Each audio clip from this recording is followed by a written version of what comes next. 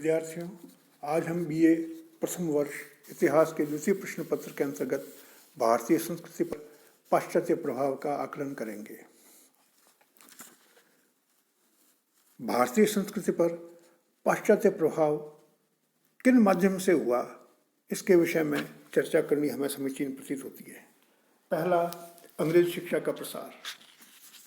दूसरा, यातायात के साधनों का विकास। तीसरा, ईसाई धर्म का प्रचार। चौथा, सरकारी नौकरियों का आकर्षण। पांचवां, पश्चिमी देशों से संपर्क। और छठा, औद्योगिक क्रांति के फलस्वरूप भारत में भी औद्योगिक विकास। इन सब कारणों से भारतीय प्रजा पाश्चात्य संस्कृति ओर आकर्षित हुई थी और पाश्चात्य संस्कृति ने भारतीय संस्कृति को काफ़ी प्रभावित किया। सामाजिक प्रभाव के अंतर्गत जाति प्रथा पर प्रभाव हुआ। अंग्रेजों ने कभी भी जाति प्रथा समाप्त करने के लिए प्रत्यक्ष रूप से कोई प्रयास नहीं किया, किंतु जब लोग नौकरी, व्यापार, शिक्षा आदि के लिए अपने घर व गांव से बाहर जाकर रहने लगे तो जाति प्रथा में स्वतः शिथिलता आ गई। पश्चिमी चिंतन ने समस्त भारतीयों को लगभग एक स्तर पर ला दिया। छुआछूत पर प्रभाव पड़ा। उच्च जातियों के लोग अब तक अस्पृश्यता का पालन करते थे, लेकिन अब पाश्चात्य प्रभाव के फलस्वरूप अपने हाथों की बनी हुई रसोई के स्थान पर दूसरों के हाथ की बनी हुई चाय, बिस्कुट, सोडा आदि का सेवन करने लगे तथा शराब से बनी वस्तुओं का प्रयोग भी निसंकोच करने लगे। यहाँ तक कि होटलों में किसी भी जाति के व्यक्ति के हाथ से बना भोजन खाने लगे। होटल में बैरों का काम प्रायः निम्न जाति के लोग करते थे। रेलों, ट्रामों, बसों में सभी जातियों के लोग साथ साथ यात्रा करने लगे। पहले प्रत्येक जाति के अपने अलग अलग कुएं, तालाब होते थे, किंतु अब घरों में आने वाले नल से पानी की आपूर्ति का काम सभी जातियों द्वारा सभी जातियों के लिए किया जाने लगा। खान पान पर प्रभाव के अंतर्गत अभी तक परंपरागत भोजन को ही श्रेष्ठ समझा जाता था। शुरू में ब्राह्मण यूरोपियनों द्वारा भारत में लाए गए आलू, टमाटर आदि का सेवन नहीं करते थे, लेकिन बाद में होटलों में बैठकर चाय, कॉफ़ी, बिस्किट, ब्रेड, डबल रोटी आदि का प्रयोग धड़ल्ले से होने लगा। शहरी मध्यम वर्ग में आमलेट का भी खूब प्रचलन हो गया। अंडे भोजन का अंग बन गए। वैवाहिक संबंधों के प्रभाव स्वरूप भारतीय समाज सुधारकों ने अंतर्जातीय अंतर्धार्मिक विवाहों को बढ़ावा दिया, परंतु इस कार्य में उन्हें उस समय अधिक सफलता नहीं मिली। ये कार्य बाद में ज़्यादा प्रभावी हुआ। सहशिक्षा प्राप्त करने वाले, एक साथ खेलने वाले एवं कार्यालयों में सहकर्मी के रूप में काम करने वाले युवतियाँ प्रायः अंतर्जातीय विवाह करने लगे। अंग्रेजों के आगमन से पहले भारत में प्रदा प्रथा का प्रचलन अपने चरम पर था, किंतु अंग्रेज युवतियों की स्वतंत्रता का प्रभाव भारतीय युवतियों पर भी पड़ा। उन्होंने भी यूरोपीय महिलाओं के वस्त्र अपना लिए और शहरों में पर्दा प्रथा लगभग समाप्त हो गई। प्राचीन आर्यों ने संयुक्त परिवार प्रथा का निर्माण किया था, परंतु कृषि एवं कुटीर उद्योगों के पतन के कारण यह प्रथा अव्यावहारिक हो गई और शिक्षित युवक सरकारी विभागों और निजी कंपनियों में काम करने के लिए घरों, गाँवों, नगरों से बाहर जाकर रहने लगे। अपने परिवारों को भी ले गए। संयुक्त परिवार का विघटन आरंभ हो गया।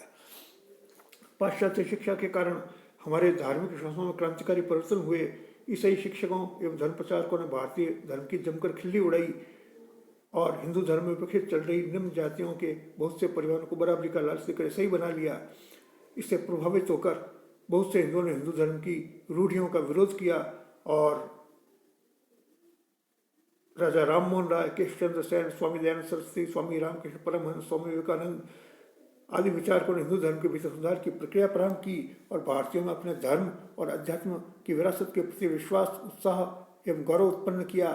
समाज में अंधविश्वास और जादू टोने जैसी बातों का स्थान तर्क और ज्ञान लेने लगा। आर्थिक प्रभावों के अंतर्गत पाश्चात्य सभ्यता संस्कृति के आर्थिक जीवन पर सर्वाधिक दुष्प्रभाव पड़े। अंग्रेजों के आगमन से पूर्व भारत के कुटीर उद्योग समृद्ध एवं आत्मनिर्भर स्थिति में थे। कुटीर उद्योगों से उत्पादित माल न केवल स्थानीय लोगों की आवश्यकताएं पूर्ण करता था, अपितु विदेशों में निर्यात किया जाता था। बदले में भारत को सोना, चांदी प्राप्त होते थे, परंतु अंग्रेजों ने भारतीय उद्योग धंधे नष्ट करके उन्हें बलपूर्वक बंधुआ मजदूर बनाया और खेती जैसे कार्यों में झोंक दिया। अंग्रेजों ने भारत से कच्चा माल इंग्लैंड ले जाने और वहाँ से तैयार माल भारत में लाने की नीति अपनाकर भारत का आर्थिक शोषण किया और भारत की धन संपत्ति का प्रवाह विदेशी की ओर हो गया। उद्योग धंधे से नष्ट हो जाने से बेरोजगार हुए लोग खेती के काम में जुट गए। इस कारण कृषि पर जनसंख्या का भार अधिक हो गया और प्रति व्यक्ति आय घट गई। इस प्रकार आर्थिक रूप से जो भारत सोने की चिड़िया कहलाता था अंग्रेजों ने उसकी आर्थिक रीढ़ पर प्रहार किया और भारत एक निर्धन देश बन गया। अब भारत में अंग्रेजों के शासन के अंतर्गत 2 विश्व युद्ध हुए। इस दौरान सैनिक आवश्यकताओं की पूर्ति के लिए भारत से बड़े बड़े जहाज भरकर चावल एवं खाद्यान्न भेजा गया। इस कारण बंगाल में भयानक दुर्भिक्ष पड़ गया। लोग उदारता, सहिष्णुता, दान दक्षिणा ऐसी महान बातें भूलकर एक दूसरे को लूटकर खाने लगे। एक वक्त पेट भरने के लिए बहु बेटियों की लाज बेची गई। इंसानों ने महामारियों का सामना किया और भारतीय संस्कृति की महानताएं भुखमरी दुर्भिक्ष की भेंट चढ़ गईं। शिक्षा पर प्रभाव के अंतर्गत भारत में पारंपरिक शिक्षा धर्म, अध्यात्म, दर्शन पर केंद्रित थी, लेकिन अंग्रेजी के प्रभाव स्वरूप भारत में नवीन गणित, प्राकृतिक दर्शन, रसायन शास्त्र, एनाटॉमी तथा अन्य लाभदायक वैज्ञानिक शिक्षा भी विद्यालय पाठ्यक्रम में आरंभ की गई। 1835 ईस्वी में लॉर्ड विलियम बेंटिंक ने लॉर्ड मैकाले के प्रभाव स्वरूप अंग्रेजी को शिक्षा का माध्यम बना दिया। इसके परिणाम स्वरूप भारतीय भाषाओं, विशेषकर संस्कृत को आघात पहुंचा। 1835 ईस्वी में कलकत्ता मेडिकल कॉलेज की नींव रखी गई। 1855 में कंपनी के बोर्ड ऑफ कंट्रोल के अध्यक्ष चार्ल्स वुड ने भारत में नई शिक्षा नीति लागू की। कलकत्ता, मद्रास, मुंबई में विश्वविद्यालयों की स्थापना हुई और निजी शिक्षा संस्थाओं को अनुदान देने की प्रथा आरंभ हुई। अब तक शिक्षा समाज का वाहक क्षेत्र था, अब शिक्षा राजकीय क्षेत्र बन गया और शिक्षक गण सरकारी नौकर बन गए। अब तक वो गुरु के रूप में प्रतिष्ठित थे। शिक्षित लोगों ने भारत में रूढ़ियों के उन्मूलन के लिए प्रयास किए। जाति प्रथा, पर्दा प्रथा, सती प्रथा, बाल विवाह, दहेज प्रथा के उन्मूलन, विधवा विवाह, कन्या भ्रूण हत्या, खान-पान के नियंत्रण हटाने, छुआछूत मिटाने और अछूतोद्धार आदि करने के प्रयास प्रारंभ हुए। अंग्रेजी पढ़कर लोगों को ज्ञान हुआ कि अंग्रेजी पादरी व मिशनरी व्यर्थ ही भारत के धर्म, दर्शन, संस्कृति की खिल्ली उड़ाते हैं। भारतीय संस्कृति एवं ज्ञान पाश्चात्य संस्कृति एवं ज्ञान से अधिक श्रेयस्कर है। उपनिषदों का फ्रेंच भाषा में अनुवाद 1801-1802 में हुआ। जब जर्मन दार्शनिक शोपेनहावर ने उसे पढ़ा तो उसे भारतीय दार्शनिक चिंतन की महानता का ज्ञान हुआ। वह उसका मुरीद बन गया। विलियम जोन्स ने अभिज्ञान शाकुंतलम का अनुवाद किया। मैक्स मुलर ने वेदों का अनुवाद करके संस्कृत दर्शन और साहित्य को लोकप्रिय बनाया। संस्कृत का आलोचनात्मक अध्ययन प्रारंभ हुआ। बीजी भंडारकर, राजेंद्र लाल मिश्रा, केटी तेलंग आदि विद्वानों ने भारतीयों के समक्ष पाश्चात्य ज्ञान की विशेषताओं को और पश्चिम के समक्ष भारतीय ज्ञान की विशेषताओं को रखा।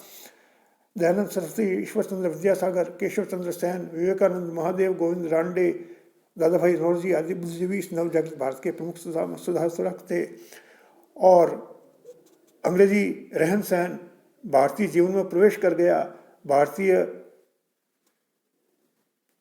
वस्त्राभूषण, भारतीय गृह उपस्कर, फर्नीचर और खान पान की डिशें पाश्चात्य सभ्यता से प्रभावित हो गईं और धीरे धीरे अधिकतर भारतीय लोग शरीर से भारतीय रहते हुए मन से और मस्तिष्क से पाश्चात्यकरण की ओर अग्रसर होने लगे। इस पतन प्रवाह को विभिन्न समाज सुधारकों और नेताओं ने अपने आचरण द्वारा रोका। उन्होंने अंग्रेजी में विशेषता प्राप्त की लेकिन अंग्रेजी को नहीं अपनाया।